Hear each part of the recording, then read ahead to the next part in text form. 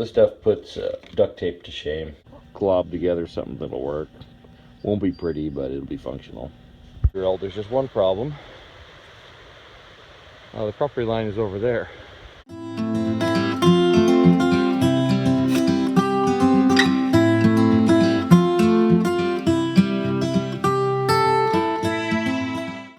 Right now we're going to be working on wrapping the trailer with some insulation and get it winterized. So this is what we're using to wrap the underside of the trailer. I just got it at the Home Depot, double-sided bubble tape or bubble foam. We're gonna tape that on to the seam of the trailer with some foil tape, and we'll do cutouts for where we need to access stuff. We'll put a heater underneath there to help keep the floor of the trailer warm when it gets real cold. Alright, so we're roughly done. Not pretty, I still need to do a little more around the slide outs there, but functional. By the way, this is like the best tape ever. It's a foil mastic tape. It's used in HVAC, and it's got a real thick, heavy, if you can see this or not, real thick, heavy glue on it. And man, this stuff sticks to anything. It is awesome. It's a Polykin 367-17. So this stuff puts duct tape to shame. It's awesome. So for the most part, we use like just a regular foil tape, but in spots where we had a little more tension or need a little more holding power, we use that Polykin. So for now in the trailer, we're needing to pump some water up the hill. I will eventually get the spring box in, but this is what we're using in the meantime, just from Harbor Freight, nothing fancy. I'll use a sediment filter downstream to make sure it's clear water, and we need to lift it up the hill, so that's going to help us get it up here. This is what it looks like. So it's pretty good size. 1-inch ports here, so if you're wanting to run garden hoses, you will need to get some reducers, and then you need to prime this as well so you don't burn it up. It's pretty important. So if you follow the instructions, it'll keep you from burning it up. So here's kind of the setup we have going. We've got it reduced down to our 3/4 NTP, which is your standard garden hose stuff. So on the side leading to the house, we're installing a check valve there, so that will open with water pressure. I don't know if you can see that. So as the pump pushes up, it'll open, press water uphill, and that will keep the water in the line from coming back down. And then on the other side, we're going to use for priming, and we're just going to use a simple swing check valve for that. So some people call them a flapper valve, whatever you want to call it, but we'll fill from it like that, and then when it starts pumping and filling the line, that will automatically close the valve there and keep it from pumping water all over the pump here. So it'll allow us to prime it easily, and then the backflow, or the foot valve, whatever you want to call it, will keep water pressure upline.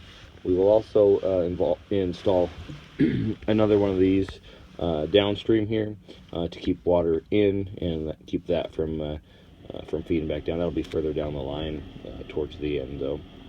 That's kind of the rough setup we got going. So I was wrong. The it's 3/4 inch, but it's not NTP. I think it might be FHT or whatever the heck the other sizing is. So I think I've got enough stuff to glob together something that'll work. Won't be pretty, but it'll be functional. So because these nipples are tapered in, even though they're not the right size, we can still get the hose bib or the hose fittings to go on there. I think enough to seal. Alright, so I've got this thing primed, it's full of water. Had the plug off, the priming plug off, and I'm spitting it back out. So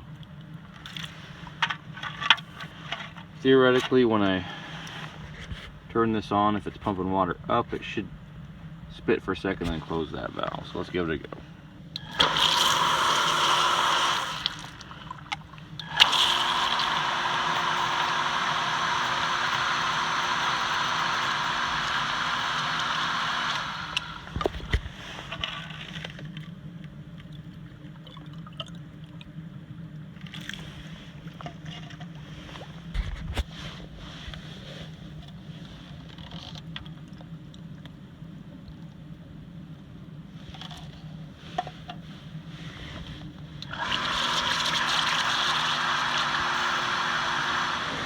Alright, so after a little bit of frustration, this is finally what I got to work. We have our foot valve, or our, I don't know, one-way valve right there, teed in garden hose. Poured water in there to prime it while it was spooling up. And once it started spitting, stuck it on the hose and shot her up to the RV behind the cabin there. It took a little work. But the key was, I think, getting this as close as possible to the water source, and just spend a little more time priming that thing while it was getting going. So I just connected the hose just so you can see how it starts working. We're going to go ahead and turn it on. And we're going to make sure we keep this primed right here.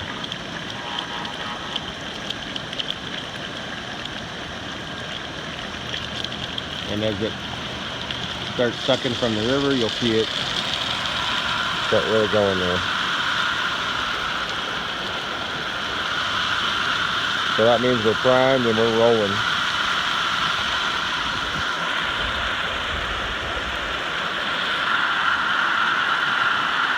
Now we just got to hook up the hose and we'll send it up to the RV.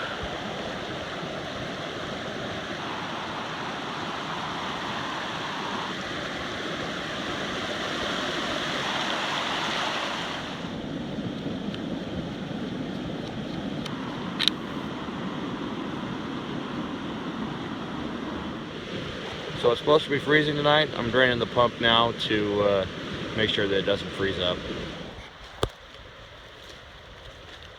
So that is the cistern that we had originally planned on using until we got a well drilled. There's just one problem.